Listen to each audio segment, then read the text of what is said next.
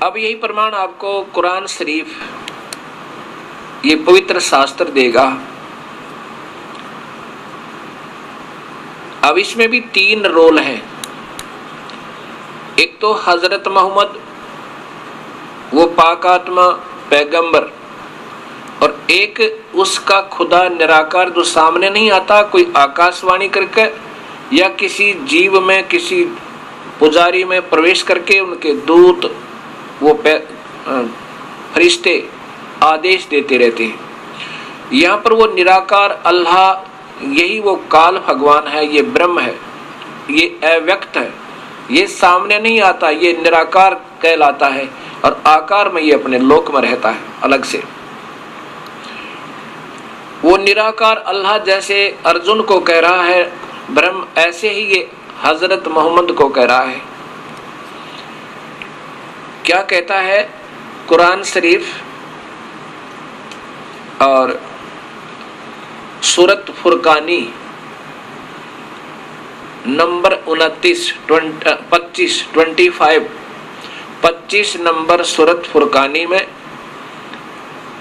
और आयत नंबर 52 से 59 तक आपको दिखाना चाहूंगा, जिसमें प्रत्यक्ष प्रमाण है, उस कबीर परमेश्वर का नाम लिखा है। और फिर कहा कि उस परमात्मा के ऊपर विश्वास रख, वो जिंदा रूप में जो मोहम्मद जी तुझे मिले थे आके। कबीर साहब जिंदा रूप बना के, जिंदा एक महात्मा होते हैं मुसलमानों धर्म में, काला टोप, काला ही ओवरकोट एक ही पहनते ऊपर से लेके नीचे तक का, और सिर पे लंबे चोटे का एक टोप होता है, कैप, हैट नोट कैप, और उसका लंबा चोटा टोप सी होती है, टोप लंबी होती है उसकी चोटी। और वो जिंदा रूप में आते हैं। धर्मदास जी को, गरीबदास जी को, नानक जी को और मलुकदास जी को, गीसा संत जी को, दादू साहेब जी को, इन सभी को जिंदा रूप बनाकर ही वो दर्शन दिया उस परमेश्वर ने। ऐसे ही हजरत मोहम्मद जी को भी जिंदा रूप में वो कबीर परमेश्वर आकर समय मिले थे। अब वो निराकार अल्लाह कहता है कि पैगंबर हे हजरत मोहम्मद, उस परमात्मा कबीर की तू पाकी बयान कर, उसकी महिमा का गुणगान कर, और उस कबीर साहब को तू अल्लाह बताएगा, भगवान बताएगा। और वो काफिर लोग जो अल्लाह से मुख मोड़े हुए आन पूजाएं करते हैं और देवताओं की पूजा करते हैं, वो इस पर विश्वास नहीं करेंगे। तूने उस परमात्मा को परमात्मा सिद्ध करने के लिए संघर्ष करना है, उस कबीर साहब के लिए संघर्ष करना, उन काफिरों का कहा मत मानना। और ये वही परमात्मा है जो सर्वशक्तिमान है, इसको कोई मारने में समर्थ नहीं है। और वो अपने बंदों के गुनाहों से खूब परिचित है, अर्थात वो तेरे पाप कर्मों को भी काट सकता है। वो कबीर परमेश्वर है, वो अल्लाह बड़ा लिख दिया इन्होंने, वो कबीर परमेश्वर है।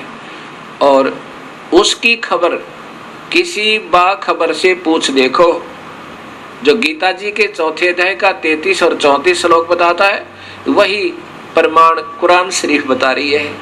ये पवित्र पुस्तकें, पवित्र बाइबल, पवित्र कुरान, पवित्र गीता जी, पवित्र वेद और पवित्र गुरु ग्रंथ साहिब, पवित्र कबीर परमेश्वर का सत शास्त्र, पवित्र गरीबदास जी का सत ग्रंथ साहिब और कबीर साहब के जो सीधे परिचित संतों की जो वाणी है, यही सब एक ही सिद्ध किया है कि वो कबीर परमात्मा है। और उन्होंने यही बताया कि पूरे संत से ही बात बनेगी, इन शास्त्रों के केवल पढ़ने मात्र से नहीं बात बनेगी। इन्होंने इशारा किया कि ऐसे करो, वैसे ही हमने करना होगा, तब हम सफल होंगे। अब देखिए, ये कुरान, पवित्र कुरान शरीफ के अंदर उस परम पिता की प्रत्यक्ष महिमा, वो कबीर भगवान है, यही आपको वेद बताएंगे। ये कुरान शरीफ, और इसमें लिखा है कि इस पुस्तक में कोई संदेह की गुंजाइश नहीं है। ये कहां से है? जालिकल किताबु ला रेब जैला फीही, यह वह इलाही पुस्तक किताब है जिसमें कोई संदेह की गुंजाइश नहीं है। कुरान शरीफ, ये कुरान शरीफ,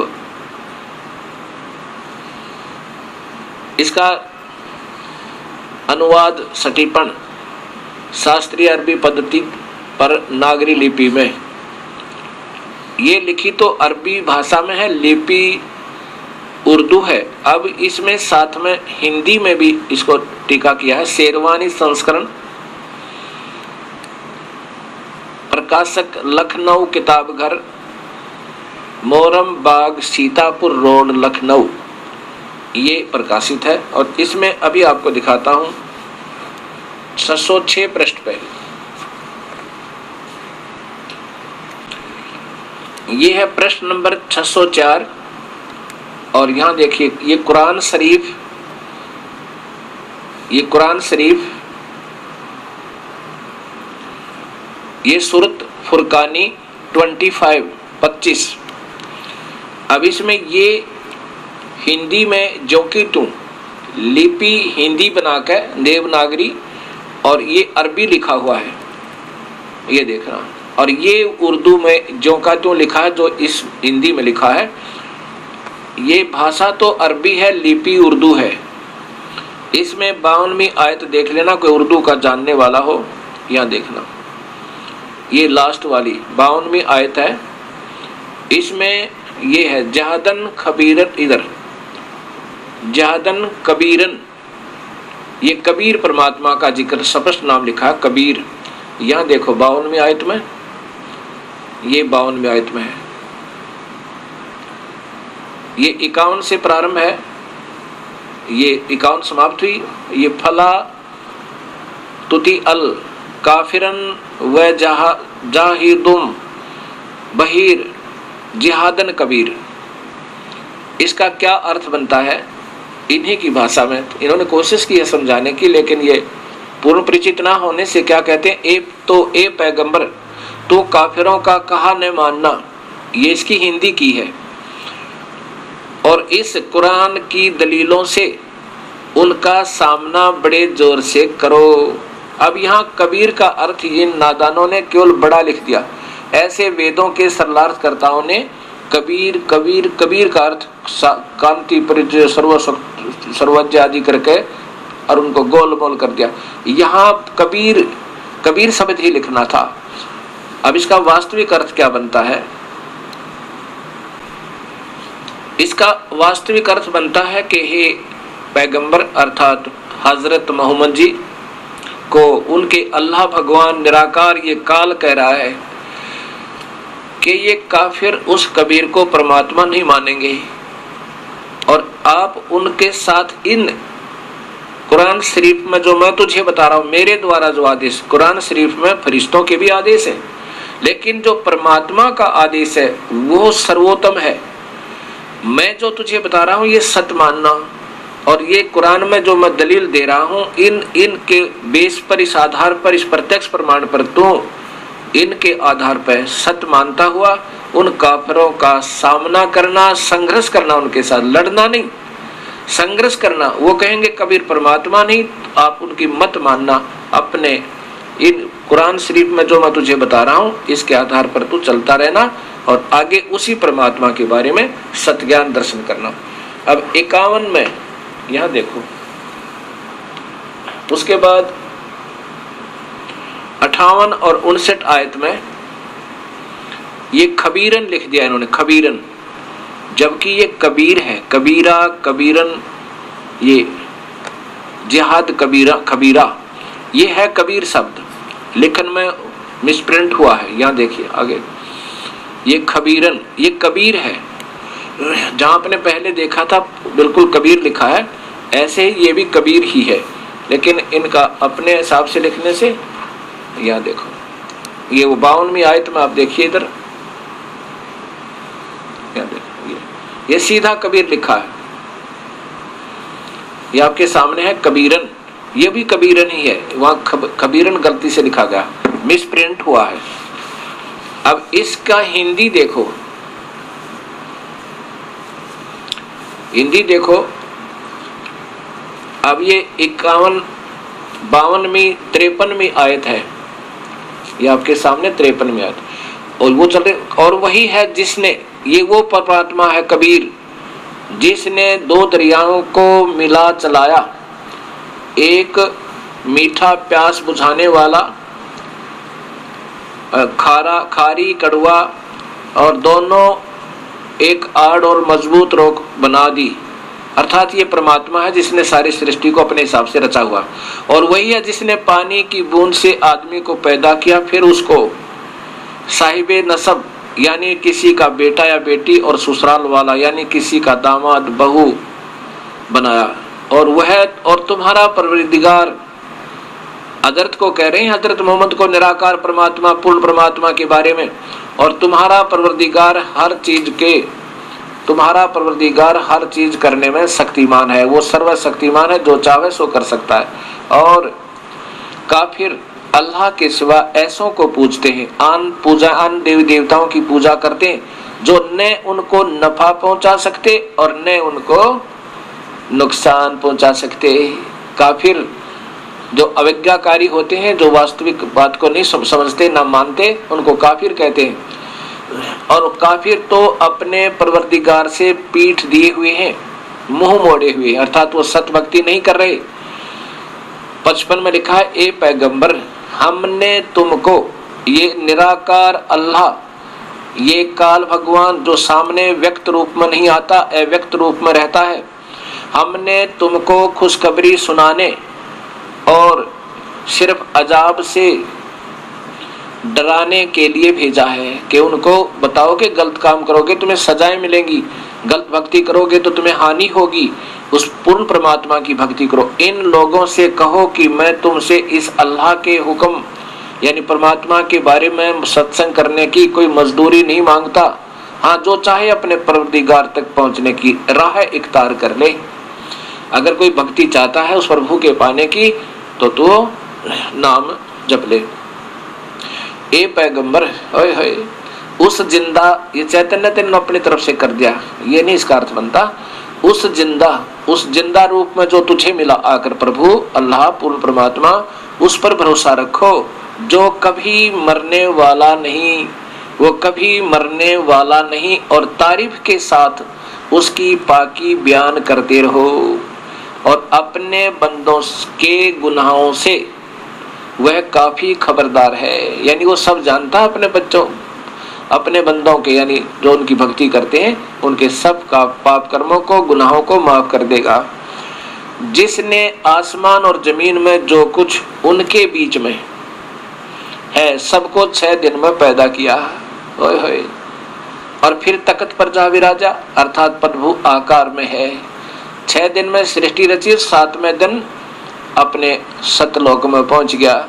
वो कबीर परमेश्वर है, मनुष्य जैसा परमात्मा का स्वरूप है। वह अल्लाह बड़ा का अर्थ है कबीर। वो खबीरन लिखा ना इन्होंने, वो कबीर है। वो यहाँ कबीर लिख दे, बड़ा ना लिखो, कबीरन लिख दे, बस सीधा कबीर। वह अल्लाह, वो भगवान कबीर है। वो रहमान है, वो बड़ा दयालु है। तो उसकी खबर किसी बाखबर इल्म वाले से पूछ देखो। ये 59वीं आयत फुरकान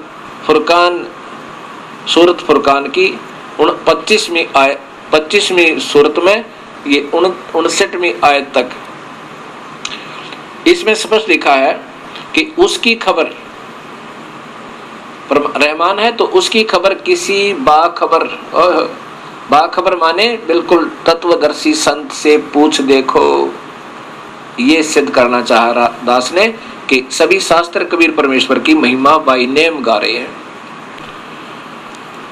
अभी आपने कुरान शरीफ के अंदर सुना सूरत फुरकानी नंबर 25 आयत नंबर 52 से 59 तक आपके सामने पर्दे पर आई।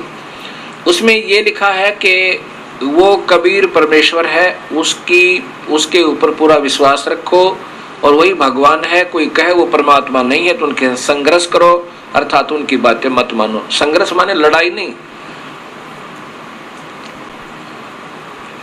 संघर्ष करो। यानी उनकी बातें मत मानो। और उसी परमात्मा ने सब सृष्टि रची है और 6 दिन में सृष्टि को रच के 7वें दिन वो अपने तख्त पर जाकर विश्राम किया अपने मूल स्थान सतलोक में। और उस परमात्मा की पाकी बयान करते रहो, हजरत मोहम्मद को कह रहे हैं। और वो किसी के द्वारा नहीं मारा जाने वाला, वो तो वास्तव में अविनाशी वो है। अब इसी का प्रमाण गीता जी बता रही है कि मैं और तू अर्जुन जन्म मरण में है। काल ब्रह्म कह रहा है, काल भगवान कह रहा है क्षर पुरुष कि तेरे और मेरे तो असंख्यों जन्म हो लिए, तो आप और मैं तो जन्म मरण में है, लेकिन वास्तव में अविनाशी तो वो परमात्मा है। ये देखो, सबसे पहले वही गीता जी, गीता प्रेस गोरखपुर से प्रकाशित है और इसके 4थे अध्याय का 5वां श्लोक, अध्याय नंबर 4, ये श्लोक नंबर 5। हे प्रणतम अर्जुन, मेरे और तेरे बहुत से जन्म हो चुके हैं और उन सबको तो नहीं जानता, मैं जानता हूं। ये देखो, ये 6ठा है, इससे ऊपर ये 5वां है। अब इससे क्या सिद्ध हुआ? स्पष्ट हो गया कि काल भगवान कह रहा है, ब्रह्म कह रहा कि तेरे और मेरे तो अर्जुन गणे जन्म हो लिए, आगे भी होंगे, पर तू नहीं जानता, मैं जानता हूं। इसलिए इससे सिद्ध है कि काल भगवान भी जन्म और मरण में है, अमर नहीं है। अब इसी का प्रमाण ये गीता जी दे रही है। दूसरा अध्याय, ये देखिएगा, अध्याय नंबर 2, अध्याय नंबर 2 और श्लोक नंबर, ये देखो श्लोक नंबर ये पहले 12 देखो। न तो ऐसा है कि मैं और किसी काल में नहीं था, अर्थात ये काल भी किसी न किसी में प्रवेश करके या अपने अवतारों में प्रवेश करके अव्यक्त रूप में, अदृश्य रूप में अपने कार्य करवाता रहता है। ऐसा ये नहीं है कि किसी काल में न तो ऐसा है कि किसी काल में मैं नहीं था, अर्थात मैं पहले भी साथ था और आगे भी होऊंगा। और न ही ये सब राजा लोग थे, नहीं थे, और न ही ऐसा है कि इससे आगे हम नहीं होंगे, रहेंगे। अर्थात ये काल स्वयं कहता है कि ये भी मरेंगे और मैं भी मरता रहता हूं और तू भी मरता रहता है, वास्तव में अविनाशी तो उसको जान। ये 17वां श्लोक बताता है, अध्याय नंबर 2 का वही श्लोक नंबर 17। अविनाशी नाश रहित तो उसको जान जिससे यह संपूर्ण दृश्य वर्ग व्याप्त है। इस अविनाशी का विनाश करने में कोई भी समर्थ नहीं है। ये वास्तव में अविनाशी तो वो है। अब इसका प्रमाण गीता जी का 15वां अध्याय फिर देगा आपको। ये देखिएगा, गीता जी के 15वें अध्याय का ये 16वां श्लोक है। इसमें सीधा लिखा कि इस संसार में नाशवान और विनाशी 2 प्रकार के पुरुषों भगवान हैं। यह भगवान लिखना था इन्होंने। 2 प्रकार के भगवान हैं और 2 ही प्रकार की प्राणियों की स्थिति है। ये सब प्राणियों के शरीर तो नाशवान है और जीवात्मा अविनाशी कहा जाता है। फिर देखना इसी को, इस संसार में नाशवान क्षर पुरुष ये काल है, अक्षर पुरुष ये परब्रह्म है। ये ब्रह्म है, ये परब्रह्म है। नाशवान और अविनाशी 2 प्रकार के भगवान कहे जाते हैं। जैसा कि आपको मैंने बताया था कि क्षर पुरुष ये ब्रह्म भगवान, ये काल भगवान, ये तो ऐसा समझो जो सफेद चीनी के कप, मिट्टी के कप होते हैं। और हमारा शरीर ऐसा समझो जैसे मिट्टी के बर्तन, मटका होता है, जग मिट्टी का, और उस जैसा कोई कप, एक कसूरा होया करता पहले, एक मिट्टी के बने हुए कसूरे होते, सीधे ही पके हुए मटके जैसे लगते, वो तो हमारे शरीर समझो। और ब्रह्म को समझो वो मिट्टी का सफेद कप, और अक्सर ये तो नाशवान समझो बिल्कुल ही। और परब्रह्म को समझो, अक्षर पुरुष समझो जैसे स्टील का कप हो, है तो नाशवान। स्टील का भी उसको जंग लगेगा, मिट्टी हो जाएगा, पर समय बहुत लगेगा। ऐसे ये इसकी तुलना में कुछ अविनाशी है, मिट्टी वाले कप की तुलना में सफेद से वो स्टील वाला ज्यादा अविनाशी, लेकिन है ये भी नाशवान। और वास्तव में अविनाशी तो सोना बना हो, चांदी और सोना, कहते वो सोने का को ही वास्तव में अविनाशी जान, उसको ना जंग लगे ना उसका अस्तित्व समाप्त हो। ये उदाहरण के लिए कहा। ऐसा फिर अब दो भगवान है, क्षर ये ब्रह्मा विष्णु महेश के पिताजी, ये स्वयं को कह रहा है कि मेरे और तेरे बहुत जन्म हो लिए अर्जुन, तू नहीं जानता मैं जानता हूं। इसलिए स्वसिद्ध है कि ये काल भी जन्म और मरण में है। कबीर साहब ने जब गोरखनाथ से कहा था कि तेरे करोड़ों तो ब्रह्मा मर गए और अरबों तो ब्रह्मा मर गए, 49 करोड़ कन्हैया ये विष्णु जी, और 7 करोड़ शंभू मर गए, मेरी एक नहीं पलैया, और करोड़ निरंजन हो गए मोहम्मद से जारी, ये करोड़ों ये निरंजन भी मर लिए करोड़ों बार, ये 21 ब्रह्मांड की प्रलय हो चुकी है, मेरी एक पल भी नहीं विनाश हुआ। अर्थात वास्तव में विनाशी मैं हूँ, कबीर भगवान करे। अब यहाँ देखिए गीता जी उसी का प्रमाण कहती है कि वास्तव में अविनाशी तो उसे जान जो इनसे भी न्यारा है, इन दोनों भगवानों से, ब्रह्म और परब्रह्म से अलग है। 15वें अध्याय का 17वां श्लोक, उत्तम पुरुष तो अन्य ही, सीधा ही लिखा है, उत्तम पुरुष है माने भगवान तो अन्य ही, जो तीनों लोकों में प्रवेश करके सबका धारण पोषण करता है। अविनाशी परमेश्वर परमात्मा इस प्रकार कहा गया है। वास्तव में पुरुषोत्तम अर्थात अविनाशी तो उसे जान जो तीनों लोकों में प्रवेश करके सबका धारण पोषण करता है। अब देखो, अब वो कौन है वास्तव में भगवान, ये आपको ये चित्र बताएगा। 15वें अध्याय का प्रथम और द्वितीय श्लोक कहता है कि संसार रूपी उल्टा लटका हुआ ये वृक्ष रूपी, ये चित्र आप देखिए, इसमें ये संसार रूपी उल्टा लटका हुआ एक वृक्ष समझो, जिसके ऊपर को जड़े हैं, जड़े माने जो पूर्ण पालन करता वो परमात्मा, ये जड़ है ऊपर को, ये पूर्ण ब्रह्म कबीर साहब कबीर देव ये है वास्तव में वो परमात्मा जो सबका तीनों लोकों में भी सबका पालन पोषण यही करता है, क्योंकि पौधे को खुराक जड़ से ही चलती है, ये वो पूर्ण परमात्मा है। और आगे देखिएगा इसका तना ये अक्षर पुरुष है। कबीर साहब कहते हैं अक्षर पुरुष एक पेड़ है, ये यहाँ से जो जमीन से ऊपर दिखाई देता है ये वृक्ष कहलाता है, इससे नीचे जड़े हैं वो गुप्त है। अक्षर पुरुष एक पेड़ है, निरंजन वा की डार, अक्षर पुरुष ये परब्रह्म, ये क्षर पुरुष ये ब्रह्म है, ये निरंजन काल ये उसकी एक शाखा है, एक डार है मोटी, ऐसी ऐसी सैकड़ों डार और होती है पेड़ पे, उसमें से एक है ब्रह्म, और उस ब्रह्म से आगे फिर 3 शाखाएं हैं। ये तीनों देवा शाखा है, ये पात रूप संसार, ये रजगुण ब्रह्मा, सतगुण विष्णु, तमगुण शिव जी, ये तो शाखा, और फिर ये पात रूप में संसार, ये देवी देवता आगे इन्हीं से उत्पन्न है और आगे इनकी अंडर कंट्रोल है। अब इन सबका पालन करता कौन हुआ गीता जी के अनुसार, और पूर्ण परमात्मा ये कबीर साहब सबका पालन करता है, यही तीनों लोकों में प्रवेश करके सबका धारण पोषण करता है। अब यहाँ से खुराक चलती है, तना में गई, देखिए तना में,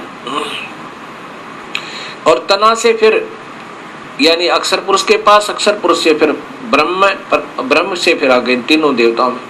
अब इनके लिए तो ये निरंजन पालन करता नजर आता है ब्रह्मा विष्णु महेश के लिए, और इन पत्तों टहनियों के लिए ब्रह्मा विष्णु महेश पालन करता नजर आते हैं, लेकिन ये वास्तव में पालन करता नहीं है। ये खुराक कहाँ से चलती है, वहां से नहीं चलेगी तो ये कुछ भी नहीं कर सकते। ऐसा हमने इस गीता जी के ज्ञान को समझना है। ये है वो परमात्मा, वो कबीर परमेश्वर है, ये फिर वेद बताएंगे। अब जैसा कि आपने वेदों में गीता में सुना और कि वास्तव में अविनाशी कोई और परमात्मा है, वो कौन है, वो कुरान शरीफ ने बताया वो कबीर परमात्मा है।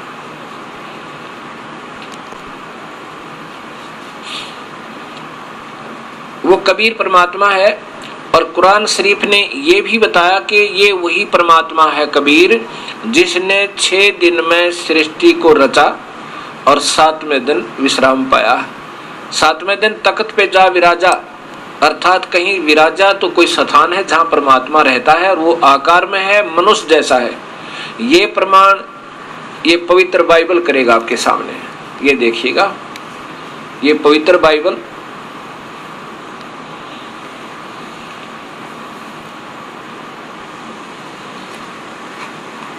और इसका प्रकाशन है, नीचे देखिए, इंडिया बाइबल लिटरेचर 67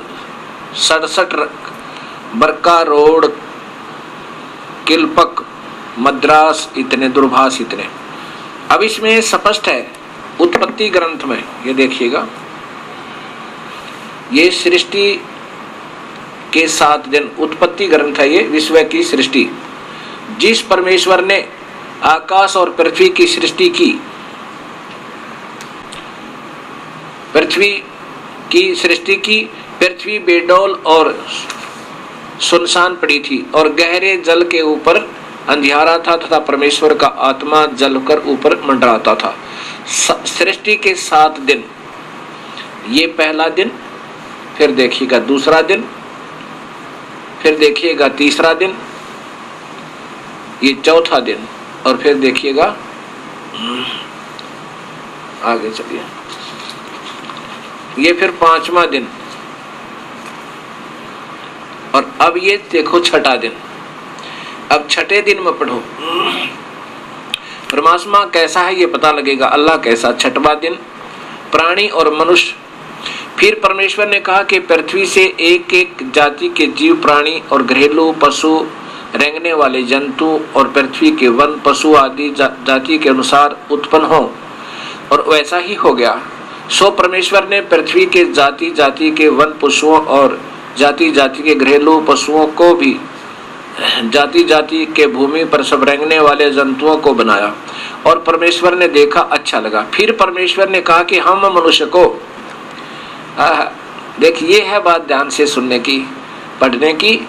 फिर परमेश्वर ने कहा कि हम मनुष्य को अपने स्वरूप के अनुसार अपनी समानता में बनाएं, और वे समुद्र की मछलियों और आकाश के पक्षियों और घरेलू पशुओं और सारी पृथ्वी पर और सब रेंगने वाले जंतुओं पर जो पृथ्वी पर रेंगते अधिकार रखे, यानी सबसे मजबूत और समझदार हो। तब परमेश्वर ने मनुष्य को अपने स्वरूप के अनुसार उत्पन्न किया। ओए होए, इससे सिद्ध है कि परमात्मा मनुष्य जैसा है। और ये मुसलमान धर्म में कहते अल्लाह तो निराकार है, क्योंकि यही प्रमाण वेदों के ज्ञाताओं ने दिया कि अल्लाह निराकार है। देखो, तब परमेश्वर ने मनुष्य को अपने स्वरूप अनुसार उत्पन्न किया। अपने ही स्वरूप के अनुसार परमेश्वर ने उसको उत्पन्न किया, नर और नारी करके मनुष्य, उसने मनुष्य की सृष्टि की। अब आगे देखियो,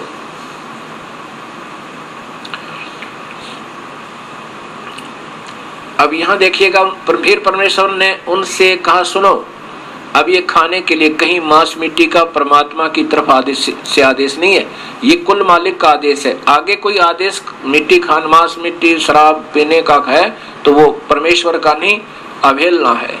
फिर परमेश्वर ने उनसे कहा सुनो, जितने बीज वाले छोटे पेड़ सारी पृथ्वी के ऊपर हैं और जितने वृक्षों में बीज वाले होते हैं, वे सब मैंने तुमको दिए हैं, जो वे तुम्हारे भोजन के लिए हैं। ये मनुष्यों को कहा, कहीं नहीं लिखा इसमें मांस खाओ, बकरे खाओ, गऊ काट लो, भैंसे खाओ, कहीं नहीं लिखा। और जितने भी पृथ्वी के पशु और आकाश के सभी पक्षी और पृथ्वी पर रेंगने वाले जंतु हैं, उनमें जीवन के प्राण हैं, जिनमें जीवन के प्राण है अर्थात जो जीवित है, उन सब के खाने के लिए मैंने सब हरे हरे छोटे पेड़ दिए हैं। और वैसा ही हो गया।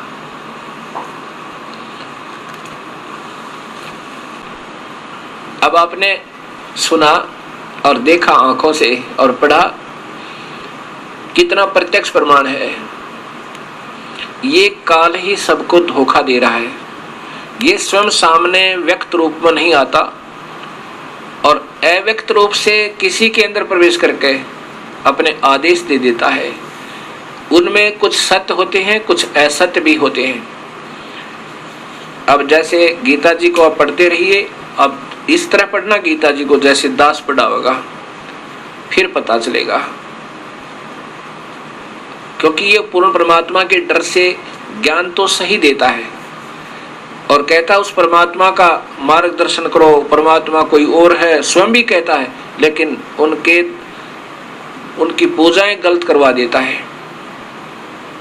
कबीर साहब से वार्ता हुई थी इस काल की, कहा था कि नाम तो मैं लूंगा तेरा ही, तेरी ही महिमा गाया करूंगा, लेकिन पूजा सही नहीं बताऊंगा, पूजा गलत करवाऊंगा और ज्ञान आप ही का दिया करूंगा कि परमात्मा कोई और है, उसका कबीर नाम है, वही सारी सृष्टि का रचनहार है, लेकिन अंत में ज्ञान वो यानी पूजा अधूरी दे करके इन सबको गुमराह रखूंगा। ऐसा उसने अपना कबीर साहब से, जब कबीर साहब जोगजीत नाम से आए थे, वो नहीं पहचान पाया काल के ये परमात्मा है।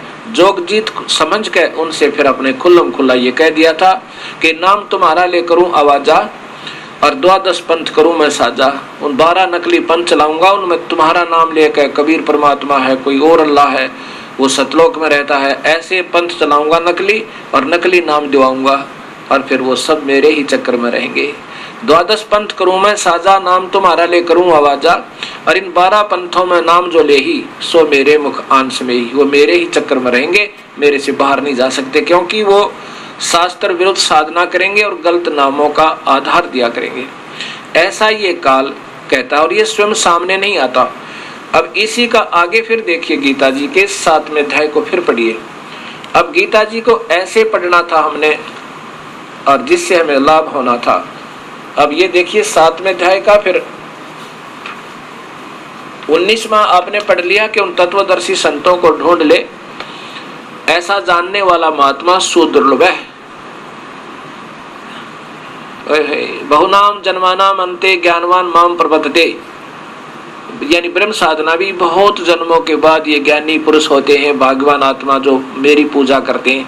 लेकिन वासुदेव सर्व, वासुदेव कौन? जो सर्वव्यापक परमात्मा, कबीर परमेश्वर, कुल मालिक, ऐसा कोई बताने वाला है वो महात्मा बहुत ही दुर्लभ है। अब 20 में देखो,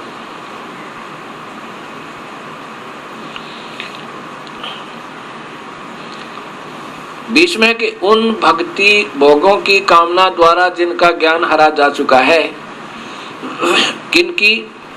तीनों गुणों की पूजा करके देवी देवताओं की पूजा करने वालों का जिनका ज्ञान हरा जा चुका है, वहीं तक की सीमा तक, उन्हीं पूजाओं तक जिनका ज्ञान हरा जा चुका है, अपने स्वभाव से प्रेरित होकर उस नियम का ध्यान करके अन्य देवताओं को भजते हैं, पूजते हैं। अन्य संस्कार स्पष्ट है, अन्य देवता प्रपद्यते, अन्य माने और दूसरे देवता माने भगवानों को, ब्रह्मा विष्णु महेश अन्य देवता मानते हैं, क्योंकि वह लिखा है कि 3 गुणों तक की पूजा व्यर्थ है। एक ब्रह्म की पूजा छोड़कर, मेरी पूजा छोड़कर तीनों गुणों की पूजा जो करते हैं व्यर्थ है। अन्य देवता पूजते प्रपद्यन्ते। अब 21 में लिखा है,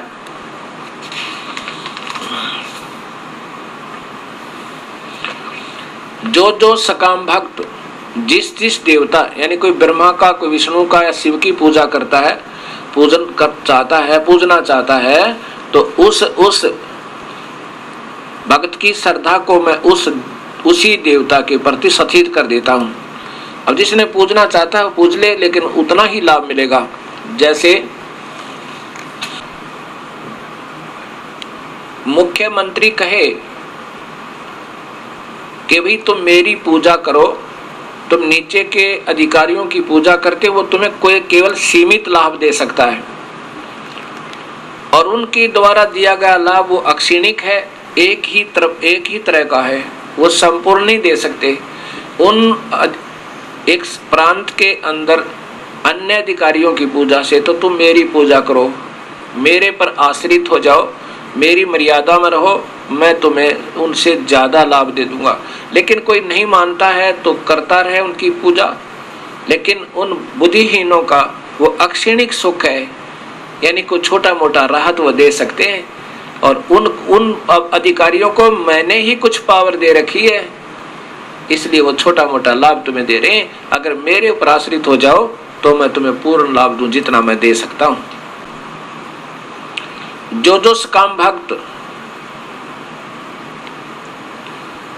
जिस देवता के स्वरूप को श्रद्धा से पूजना चाहता है, ये 21वां श्लोक है। उस भगत की श्रद्धा में उस देवता के प्रति स्थिर करता हूँ कि मर कुएं में पड़ कर ना मानता था। ये देखो अब 22 में लिखा है कि वह पुरुष उस श्रद्धा से युक्त होकर उस देवता का पूजन करता है और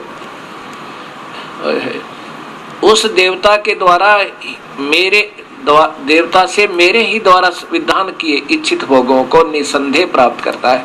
जैसे मुख्यमंत्री कह रहा हो कि मैंने ही उनको कुछ पावर दे रखी है और उससे कुछ लाभ ले रहे हो। आगे फिर स्पष्ट कर दिया कि इन बुद्धिहीनों की ये पूजा गलत है। अब ये 23वां श्लोक है, ये देखिएगा श्लोक नंबर 23 में स्पष्ट है। अध्याय नंबर ये 7 है, श्लोक नंबर 23 है, ये देखिएगा। परंतु उन अल्प बुद्धि वालों का, बुद्धिहीनों का, मूर्खों का वह फल नाशवान है। अब देवताओं को पूजने वाले देवताओं को प्राप्त होते हैं और मेरे भक्त मुझे ही प्राप्त होते हैं। अब आगे स्पष्ट हुआ। अब 7वें अध्याय के 23वें श्लोक में काल भगवान ने स्पष्ट कर दिया कि उन मूर्खों का ये गलत साधना है। अब उनके जो देवता पूजेंगे वो देवताओं के पास जाएंगे, उनके बंधुआ मजदूर बनेंगे और फिर ये देवता भी अपने देव समय को भोग के, अपना पीरियड भोग के और फिर ये गधे बनेंगे, 84 माँ होंगे और साथ में उनके पुजारी। ऐसे ही भगवान ने कहना चाहा कि देवताओं के पुजारी देवताओं को प्राप्त होंगे और मेरी भक्ति करने वाला मेरे पास आ जाएगा। यानी ब्रह्म तक की साधना, ब्रह्म तक के लाभ महास्वर्ग को प्राप्त हो जाएगा, मुझे ही प्राप्त होगा। प्राप्त होने का तात्पर्य यहाँ पर ये नहीं है कि वो परमात्मा पावेगा, नहीं, अर्थात ब्रह्म साधना से मिलने वाला जो सुख है वो महास्वर्ग में पहुंच जाएगा। अब आगे लिखा है कि मैं कभी आकार में नहीं आता और ये नादान। अब आगे 24 और 25 में स्पष्ट लिखा है, जैसे मैंने सृष्टि रचना में आपको बताया था कि इसने प्रण किया था, प्रकृति देवी से कहा था कि आज के बाद मैं कभी आकार में नहीं आऊंगा, कभी भी मैं किसी के सामने व्यक्त रूप में प्रकट नहीं होऊंगा। ये मेरा अटल और घटिया नियम है।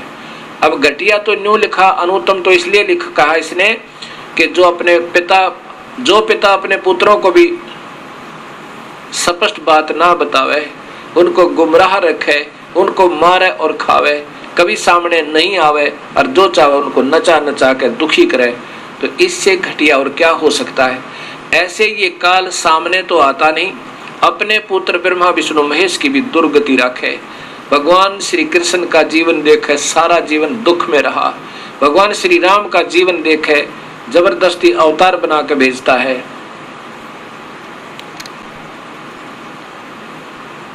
और फिर वो बेचारे सारा जीवन अपना दुख में भोग कर चले जाते हैं। जैसे भगवान श्री राम का जन्म, विवाह होते ही वनवास के तुरंत बाद सीता का हरण वनवास में ही, फिर 12 वर्ष युद्ध, फिर वापस लेकर आए सीता जी को, रावण राक्षस की हत्या करके उनका, और फिर आते वक्त सीता जी का निष्कासन, और फिर अंतिम श्वास तक पुत्र और पिता और पत्नी और पति का आखिर सांस तक वियोग रहा। तो बताओ ये कहाँ सुख हुआ? सुख नाम की चीज नहीं थी इन भगवानों के पास, क्योंकि ये काल के द्वारा ये पीड़ित है। अब यहाँ देखिएगा, उसी अध्याय नंबर 7 का श्लोक नंबर 24।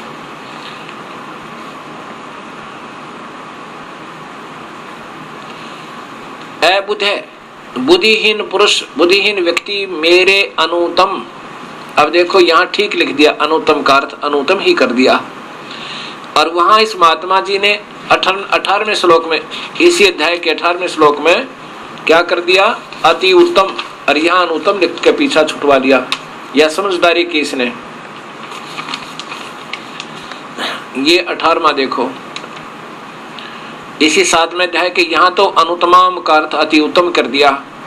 अनुतमाम, अति घटिया था, घटिया लिखना था यहाँ पे अश्रेष्ठ।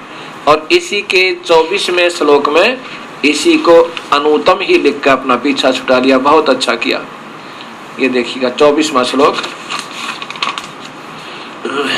ये देखो, ये अनुतम, यहाँ अनुतम लिख दिया, संस्कृत हिंदी कर दिया अनुतम, ये अच्छा किया। वहां भी अनुतम ही लिख देता, बहुत अच्छा था।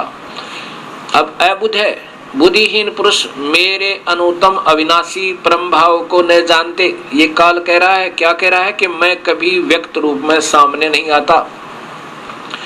अव्यक्त, अव्यक्त का अर्थ होता है मैं कभी व्यक्तिगत रूप से प्रकट नहीं होता। ये तो अपने हिसाब से बना दिया इन्होंने। अव्यक्तम माने मैं कभी किसी के सामने व्यक्तिगत रूप से नहीं आता, आकार में नहीं आता। माम माने मुझ, व्यक्तिम मुझे आकार में आया हुआ मानते हैं। फिर देखिए ये बुद्धिहीन पुरुष मनुष्य, जो काल कह रहा है कि मैं काल हूं, मैं कृष्ण नहीं हूं, मैं तो इसके अंदर बोल रहा हूं, ये मूर्ख मुझे कृष्ण मान रहे हैं। बुद्धिहीन पुरुष मेरा अनुतम अविनाशी परम भाव को नहीं जानते, मेरा घटिया नियम नहीं जानते कि मैं कभी किसी के सामने नहीं आता, व्यक्त रूप में आकार रूप में नहीं आता। ये मुझे व्यक्ति मान रहे हैं, व्यक्ति भाव को प्राप्त हुआ मानते हैं, मैं कृष्ण नहीं हूं, स्पष्ट लिख रहा है। अब 25 में देखो, न अहम प्रकाश से सर्वस्य योग माया समावर्त है, मैं तो अपने योग माया से के द्वारा छुपा रहता हूं और मैं किसी के सामने आकार में नहीं आता। ये मूढ़ एम न भी जानते, ये मूर्ख लोग मुझे नहीं जानते ये लोग, और मुझे अजम एवं मेरे इस अटल, मैं कभी पर आकार में नहीं आता, कृष्ण जी की तरह जन्म नहीं लेता, अजम अवयम हूं। यहाँ देखिए ये इसका अर्थ इन्होंने क्या किया है कि अपनी योग माया से छिपा हुआ मैं सबके प्रत्यक्ष नहीं होता, और यह है अज्ञानी जन समुदाय मुझे जन्म रहित अविनाशी परमेश्वर को नहीं जानता, जन्मने वाला समझते। ये तो गलत लिखा है इन्होंने, जन्मने वाला, सिर्फ यह है कि न अभी जानते, मुझे नहीं जानता, मुझे कृष्ण मान रहे हैं, मैं कृष्ण नहीं हूं। इसका वास्तविक अर्थ यह बनता है कि मैं अपनी योग माया से छुपा रहता हूं। न अहम प्रकाश से सर्वस्य योग माया समावर्त है, मैं किसी के सामने प्रकट नहीं होता और न ही मैं कृष्ण राम की तरह जन्म लेकर आता हूं। ये मेरा अवयम, अवयम माने अविनाशी, अनुतम, ये मेरा अविनाशी नियम है, मैं कभी किसी के सामने नहीं आता। अयम माने यह है, अवयम ये मेरा अविनाशी नियम को न अभी जानते मूढ़ा, मूढ़ लोका, ये मूर्ख लोग मेरे इस अविनाशी नियम को नहीं जानते कि मैं राम कृष्ण परशुराम जी के की तरह नहीं आता। ये तो मैं ही इनको अपनी प्रेरणा से यहाँ जन्म देता हूँ और इनमें प्रवेश करके अपना सब कार्य कर जाता हूँ। अभी आपने पवित्र गीता जी के अंदर सुना और आंखों देखा और पढ़ा। अब जैसे भगवान काल कह रहा है कि मैं कभी व्यक्त रूप में, व्यक्तिगत रूप में, आकार में किसी के सामने नहीं आता, और ये मूर्ख लोग मुझे आकार में आया हुआ कृष्ण मान रहे हैं, मैं कृष्ण नहीं हूं। अब यहां बात विचार करनी होगी, क्योंकि ये पुराना रंग हमारे बहुत चढ़ा हुआ है। इतने प्रमाणों के बावजूद भी बहुत देर से स्वीकार्य होगा हृदय को, लेकिन होगा, क्योंकि ये ऑथेंटिक रिकॉर्ड है, ये शास्त्र प्रमाणित है। और पहले हमें अप्रमाणित ज्ञान दिया गया, वो टिकेगा नहीं अब इस सत्य ज्ञान के सामने। कबीर साहब कहते हैं, और ज्ञान सब ज्ञानड़ी, कबीर ज्ञान सो ज्ञाने, जैसे गोला तोब कहा करता चले मैदाने। फिर कहते हैं, तारा मंडल बैठे कर चांद बढ़ाई खाए, उदय हुआ जब सूर्य कहा शो तारों छिप जावे। अब ये सूर्य उदय हो रहा है, सत भक्ति का, शास्त्रों का पुनरुत्थान हो रहा है। शास्त्र तो पहले ही पवित्र हैं, लेकिन उनको फिर वापस हर भक्त के सामने पहुंचाया जा रहा है। कबीर परमात्मा की ही रजात है, जीव कुछ नहीं कर सकता। उन्हीं की कृपा अपनी प्यारी आत्माओं पर पुनः हो रही है और हमें अपने चरणों में वो लेना चाह रहे हैं। अब यदि यहाँ कोई ये कहे कि गीता जी श्री कृष्ण जी ने बोला था, अभी तक तो हमें यही बताते आए थे कि भगवान श्री कृष्ण जी ने गीता का निर्मल ज्ञान दिया था। किस लिए दिया था? फिर बताते थे कि अर्जुन युद्ध नहीं करना चाह रहा था और भगवान ने युद्ध कराना जरूरी था। बताओ भाई, ये तो उनका उत्तर होता था उन अधूरे गुरुओं का।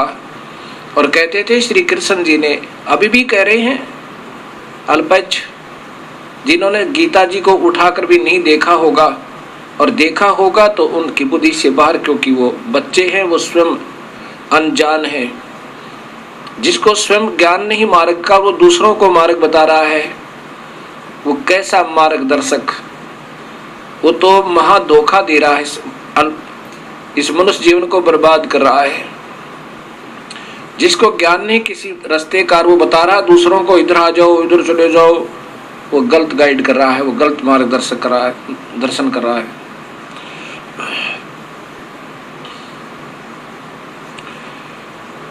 कृष्ण जी ने गीता को नहीं बोला। यदि कृष्ण जी बोल रहे होते, वो ये नहीं कहते कि मैं व्यक्त रूप में, मनुष्य रूप में कभी नहीं आता, मैं आकार में नहीं आता, क्योंकि भगवान श्री कृष्ण तो पहले ही आकार में विद्यमान थे। ये काल बोल रहा था कि मैं कभी आकार में नहीं आता।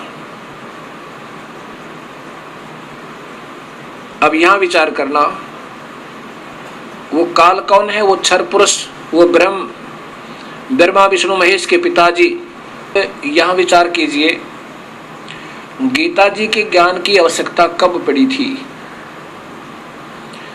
जब अर्जुन युद्ध करने से मना कर देता है, दोनों सेनाएं आमने सामने खड़ी हैं। उससे पहले थोड़ा सा विवरण और देना चाहूंगा आपको। युद्ध क्यों होने जा रहा था?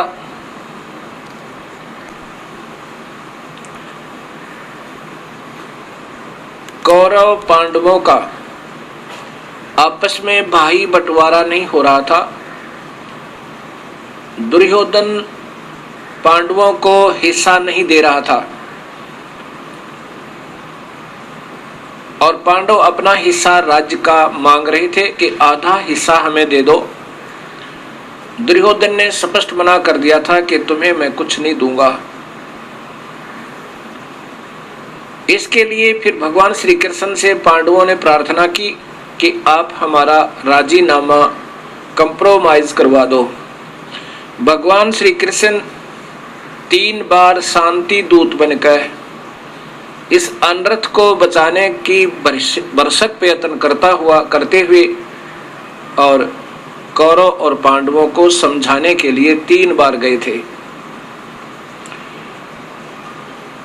और कहा करते थे कि दुर्योधन विनाश हो जाएगा, ना राज्य रहेगा और ना तुम रहोगे। ना जाने युद्ध में कौन मर जावे, आप ही मर जाओ या पांडव ही मर जाएं। पांडवों को भी कहा करते थे भाई युद्ध में ना जाने किसकी मृत्यु हो जावे और फिर ये राज किस काम आएगा। आपस में अपना प्रेम से अपना हिस्सा बांट लो। लेकिन न दुर्योधन मान रहा था और न ही पांडव मान रहे थे।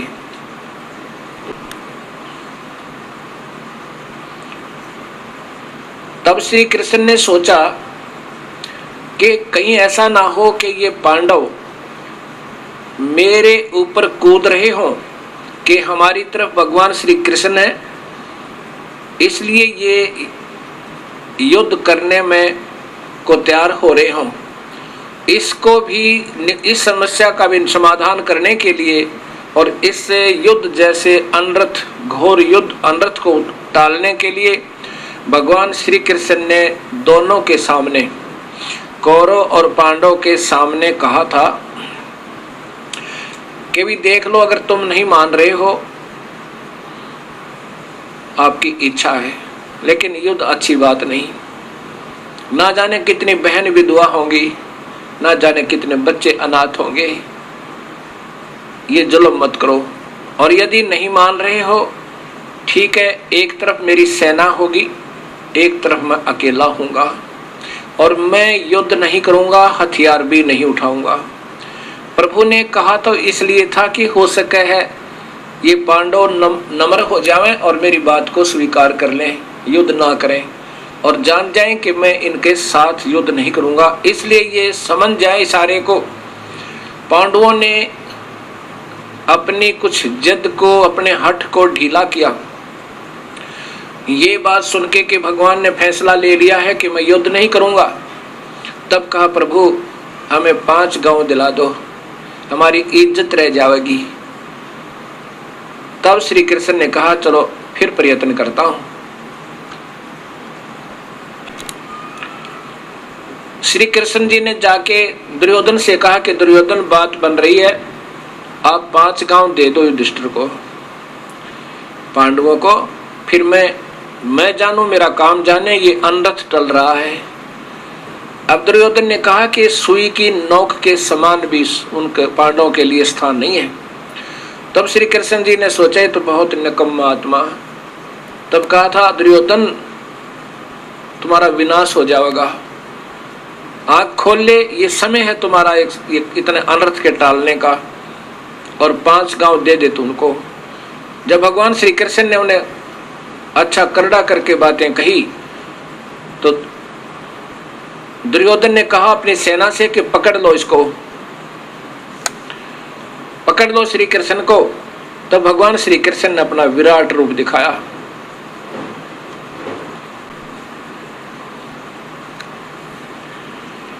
और जिसको देख करके सभी उपस्थित सभासद अपनी आंखें बंद कर लेते हैं, डर के इधर उधर हो जाते हैं, और श्री कृष्ण जी वहां से निकल आते हैं। युद्ध की तैयारी हो जाती है।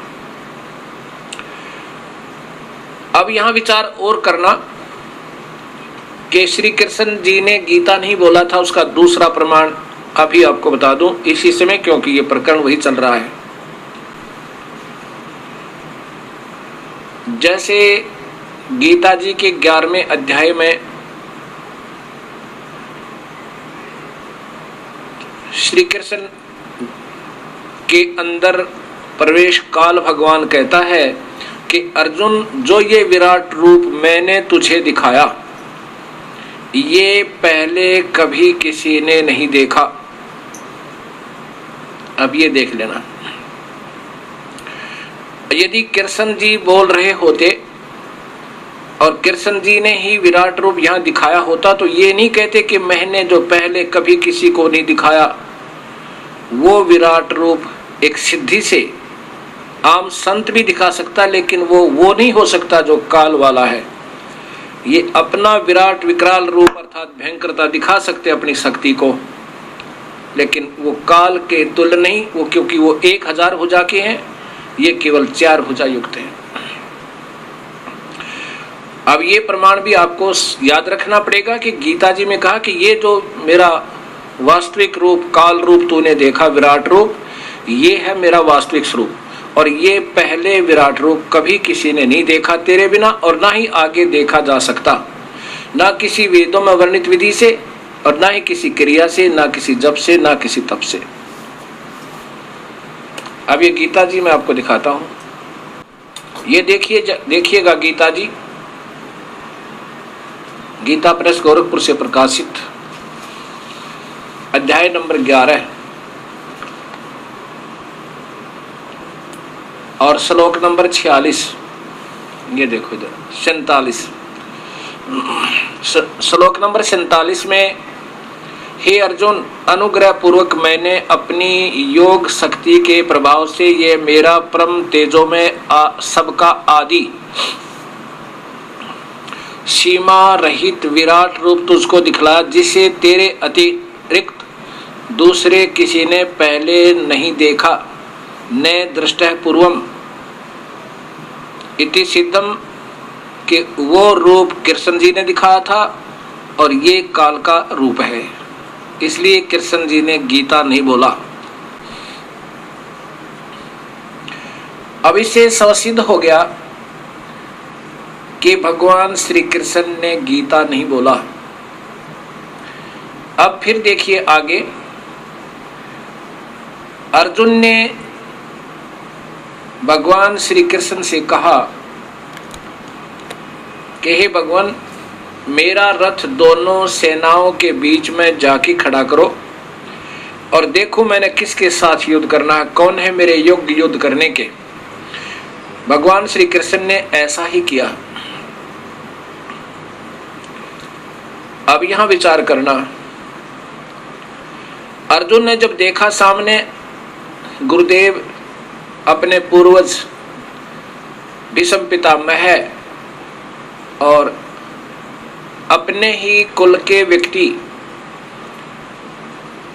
युधिष्ठिर आदि के पुत्र, उनको जिनको साथ अपनी गोदी में लेकर खिलाया करते थे, उनका प्यार किया करते थे, चाचे और ताऊ के बच्चे कुछ ज्यादा दूर नहीं होते। ये तो लालच नीच, ये लालच में इंसान नीचता कर देता है। और पांडवों जैसे पुण्यात्मा इस काल ने मजबूर कर दी युद्ध करने के लिए। अब अर्जुन कहता है, प्रभु, अपने मन में विचार करता है कि मैं युद्ध नहीं करूं। हे परमात्मा, इससे अच्छा तो ये कौरव, इससे अच्छा कि ये कौरव मुझे निहत्थे को मार दें और मैं मर जाऊं और युद्ध टल जावे। ऐसा विचार अर्जुन अपने मन में लाता है और सोचता है कि ये अनर्थ के किए हुए राज्य को करने से अच्छा तो हम भीख मांग के खा लें तो भी श्रेष्ठ है, हमें राज नहीं चाहिए। और फिर ना जाने कितनी बहन विधवा होंगी, ना जाने कितने बच्चे अनाथ होंगे। ऐसे जुल्म के राज्य को हम नहीं करेंगे। ऐसा सोचकर अर्जुन अपने रथ के पिछले हिस्से में जहां विश्राम किया करते हैं वहां बैठ जाता है। अब यहां विचार करना, भगवान श्री कृष्ण भगवान विष्णु जी के अवतार हैं और विष्णु जी सतोगुण प्रधान है। इतने वीर नम्र आत्मा, इतने सहनशील। जैसे एक बार भृगु ऋषि ने भगवान विष्णु जी की परीक्षा लेने के लिए विष्णु जी की छाती में, सीने में लात मार दी। भगवान विष्णु ने कहा कि हे ऋषिवर, मेरा सीना तो पत्थर जैसा था, आपके कोमल चरण को चोट तो नहीं आई। अब देखो कितनी प्यारी आत्मा, कितने महान आत्मा भगवान विष्णु जी। अगर चाहते तो भृगु ऋषि के टुकड़े टुकड़े कर देते वह सुदर्शन चक्र से, लेकिन उनके अंदर सतोगुण इतना है कि वो लड़ना नहीं चाहते। और फिर शिशुपाल ने 100 गलतियां की थी और फिर भी हंसकर टाल जाते थे। जब 100वीं गलती की तब उसका शीश काटा था। अब विचार करो, ऐसी परमात्मा, ऐसा श्रेष्ठ आत्मा भगवान श्री कृष्ण, जिसको देखकर पशु और पक्षी भी प्यार पाते थे और गोपियां उनके दर्शन के लिए तड़प जाती थी, गायें भी उनके दर्शन के लिए एकटक देखती रहती थी। ऐसी पुण्यात्मा और फिर कहे कि अर्जुन तू लड़, ये सब मैंने मार रखे हैं, उठा ले हथियार, तू चिंता ना करे, तू अक्षत्रिय धर्म को मत भूले। ऐसे ऐसे उसको फिर प्रेरणा देना, ये भगवान श्री कृष्ण कहे, ये न्याय संगत नहीं लगता, कभी नहीं कह सकते वो। अब यहां देखिएगा,